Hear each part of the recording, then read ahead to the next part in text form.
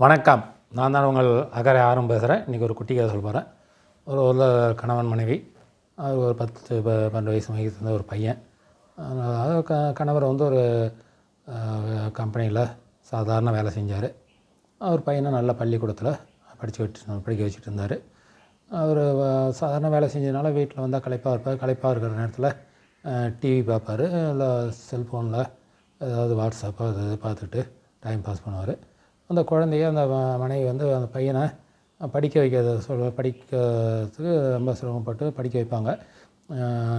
இந்த TV பார்க்கறதுலாம் allow பண்ண மாட்டாங்க, இந்த செல்ஃபோன் பார்க்கறதுலாம் அலோவ் பண்ண மாட்டாங்க. அந்த நேரத்தில் அந்த பையன் அவங்க அம்மாக்கிட்ட, என்னம்மா நீ என்னை போட்டு ரொம்ப கஷ்டப்படுத்திக்கிட்டே இருக்க, அப்பா பாரு ஜாலியாக டிவி பார்த்துட்ருக்காரு, செல்ஃபோன் பார்த்துட்ருக்காரு, என்னை விடவே மாட்டுற, ரொம்ப அவர் ஜாலியாக இருக்கார், என்னை மட்டும் தான் ரொம்ப துன்புறுத்துற, இங்கே இருக்கிறதே எனக்கு வெறுப்பாக இருக்குது அப்படின்னு சொல்லுவான். உடனே அந்த நேரத்தில் என்ன பண்ணுறது, அந்த அம்மா, சரி வா, அப்படியா உனக்கு ரொம்ப கஷ்டமாக இருக்கா, வா நாம் ஒரு அப்பா நீ நானும் சேர்ந்து ஒரு கேம் விளையாடலாம் அப்படின்னு சொல்லுவாங்க. சரிம்மான்ட்டு வருவான். வந்ததும் அந்த அம்மா என்ன பண்ணுவாங்க, 2 பேரும் ஒரே இடத்துல நிற்க வைப்பாங்க. நிற்க வச்சுட்டு சொல்லுவாங்க, 10 வயசுக்குள்ளே பீஸா பர்கர் யாரெல்லாம் சாப்பிட்ருக்காங்களோ அவங்க 2 ஸ்டெப் முன்ன வாங்கணுவாங்க. இந்த பையன் முன்னாடி 2 ஸ்டெப் எடுத்து முன்னாடி வருவார். அவங்க அப்பா அங்கேயே நிற்பார். அடுத்தது 10 வயசுக்குள்ளே சொந்தமாக சைக்கிள் வச்சு ஓட்டினவங்க முன்னாடி வாங்கன்னுவாங்க. உடனே அந்த பையன் 2 ஸ்டெப்பு முன்னாடி வருவான்.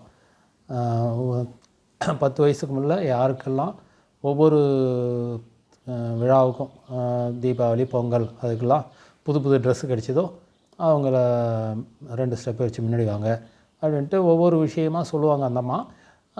அந்த பையன் மட்டும்தான் முன்னாடி வந்துகிட்டே இருப்பான். அப்போ அதாவது ரொம்ப வசதியான வாழ்க்கை வாழ்கிறவங்க அதுக்கெல்லாம் பையன் முன்னாடி வருவான். அதுக்கப்புறம் அம்மா வந்து இளமையில் ரொம்ப கஷ்டப்பட்டவங்க யார், அவங்க 2 ஸ்டெப் முன்னாடி வாங்கன்னுவாங்க. அவங்க அப்பா வருவார். பெட்டு இல்லாமல் கீழே தரையில் படுத்து தூங்கினவர் யாருன்னுவாங்க, அவங்க அப்பா வருவார். அவங்க மதிய உணவுக்காகவும் குடும்ப கஷ்டத்துக்காகவும் பள்ளிக்கூடம் போனவங்க யாருன்னு கேட்பாங்க, அவர் வருவார். அவங்க இது மாதிரி ஒவ்வொரு ரொம்ப கடுமையான விஷயங்கள்லாம் சொல்லும்போது கணவர் முன்னாடி வருவார். அப்போ தான் அந்த பையன் வந்து, அப்பா என்னோட எந்த சுகத்தையுமே அனுபவிக்கல, அப்பா வந்து ரொம்ப கஷ்டப்பட்டுருக்காரு, இதுக்கு படிப்பே தொடர முடியாமல், குடும்ப சூழ்நிலையால் படிப்பே தொடர முடியாமல் விட்ருக்காரு அப்படின்ட்டு, ஆனால் நம்மளை வந்து நல்லா படிக்க வைக்கிறாரு அப்படின்ட்டு உடனே போய் அப்பாக்கிட்ட அவரை கட்டி பிடிச்சி, அப்பா நான் என்னை மன்னிச்சிருப்பா, நான் தப்பாக பேசிட்டேன் அவங்கள அப்படின்ட்டு. அது மாதிரி அம்மாக்கிட்டேயும் மன்னிப்பு கேட்பான்.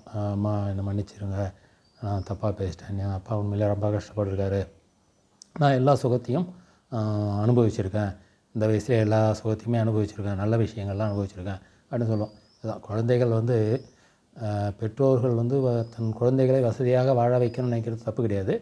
அதே நேரத்தில் அவர்களை வசதியாக வாழ வைப்பதற்கு பெற்றோர்கள் என்ன கஷ்டப்படுறாங்கன்றதை அவங்களுக்கு புரிய வச்சா அவங்க புரிஞ்சுக்கிட்டு வாழ்க்கையில் மேலே முன்னேறதுக்கு உண்டான வழிவகைகளை சிறப்பாக செய்வாங்கன்றது தான் அந்த கதையினுடைய சுருக்கம். நன்றி, வணக்கம்.